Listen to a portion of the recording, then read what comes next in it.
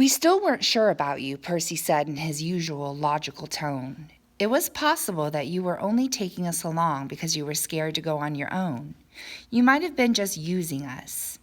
Nina remembered how unconcerned the others had been when they ran out of food, how little they cared about making plans for the future. No wonder they were waiting on her to prove herself. When we met the policeman by the river, she said, that was part of the test, Mr. Talbot said. Those weren't policemen. They were people working with our cause. And I passed that test? Nina asked. Sort of, Mr. Talbot said. You didn't try to turn the others in, but we still weren't sure of your motives.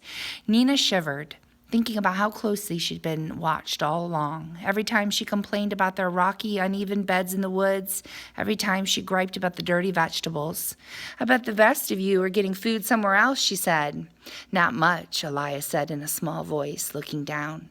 She looked back up at Nina, her eyes flashing. I thought you were good. I wanted to tell. But these guys, she pointed to Percy, Matt, and Mr. Talbot, they said I had to wait until you told us everything, until you told us that you were supposed to betray us to the population police.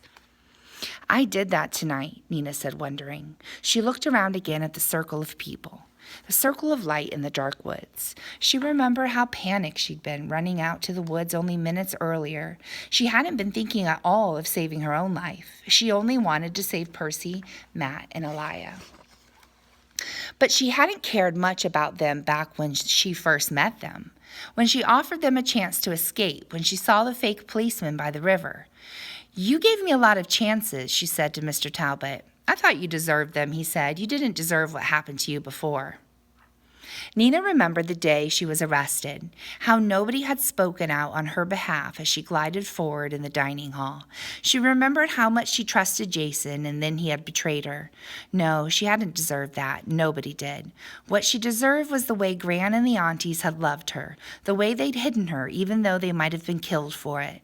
But Elia, Percy, and Matt hadn't deserved being betrayed either.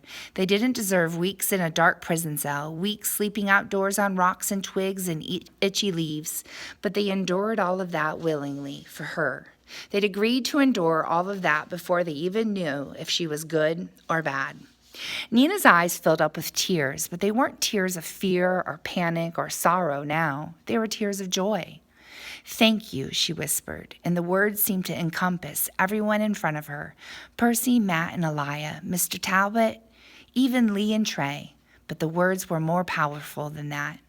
Her whisper seemed to fly through the night, through the dark, somewhere far away. She could even imagine Gran and the aunties hearing her too.